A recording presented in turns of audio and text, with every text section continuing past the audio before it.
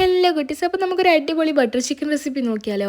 കുറച്ച് ചിക്കൻ എടുത്തിട്ട് അതിക്ക് ആവശ്യമായിട്ടുള്ള ജിഞ്ചർ ഗാർലിക് പേസ്റ്റും ഇച്ചിരി ഉപ്പും അത്യാവശ്യം കാശ്മീരി ചില്ലി പൗഡറും അതുപോലെ ഒരു ഇച്ചിരി നാരങ്ങാനീരും കൂടെ ആഡ് ചെയ്തിട്ട് നന്നായി മിക്സ് ചെയ്യണം കേട്ടോ. മാക്സിമം എല്ലാവരും കൈ വെച്ചിട്ട് തന്നെ മിക്സ് ചെയ്യാൻ വേണ്ടിയിട്ട് നോക്കണേ. അത് കഴിഞ്ഞ് ഈ ഒരു റേഞ്ച് കൈ വരുന്ന സമയത്ത് നമ്മളൊരു 2 to 3 hours നമുക്കിതൊന്ന് റെസ്റ്റ് ചെയ്യാൻ വേണ്ടിയിട്ട് വെക്കണം കേട്ടോ.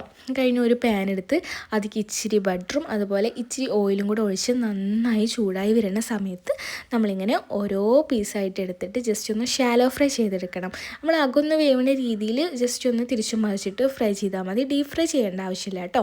ഈ റേഞ്ചായി വരുന്ന സമയത്ത് നമ്മളിതെടുത്ത് മാറ്റണേ.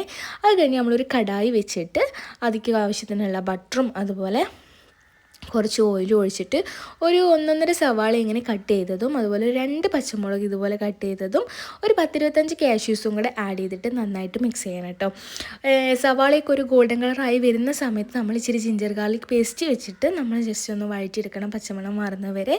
അത് കഴിഞ്ഞ് നമ്മളിതിക്കൊരു ഒരു 5-6 പഴുത്ത തക്കാളിയും കൂടെ ആഡ് ചെയ്യണം കേട്ടോ. അതും കൂടെ ആഡ് ചെയ്തിട്ട് ആവശ്യത്തിന് കാശ്മീരി ചില്ലിയും അതുപോലെ ഇച്ചിരി ഗരം മസാലയും ഇട്ടിട്ട് നന്നായിട്ട് മിക്സ് ചെയ്യണേ.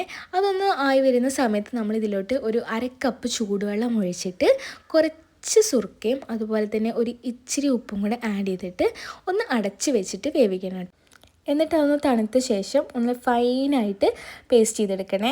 അത് കഴിഞ്ഞ് നമ്മൾ അതേ കടായിൽ തന്നെ ഇച്ചിരി ബട്ടർ ഒഴിച്ച് നമ്മൾ പേസ്റ്റ് ചെയ്ത് വെച്ചതും കൂടെ ഇട്ട് നമ്മൾ ഫ്രൈ ചെയ്ത ചിക്കനും കൂടെ അതിലോട്ടിട്ട് നന്നായിട്ട് മിക്സ് ചെയ്യണം കേട്ടോ.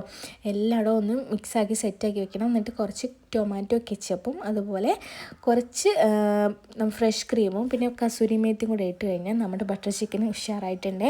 അപ്പോൾ എല്ലാവരും ഒന്ന് ട്രൈ ചെയ്ത് നോക്കണം. അതുപോലെ നമ്മുടെ ചാനൽ ആദ്യമായിട്ട് കാണുന്ന ആൾക്കാർ സബ്സ്ക്രൈബ് ചെയ്യാനും ലൈക്ക് ചെയ്യാനും ഷെയർ ചെയ്യാനും കമൻറ്റ് ചെയ്യാനും മറക്കല്ലേ. Bye guys.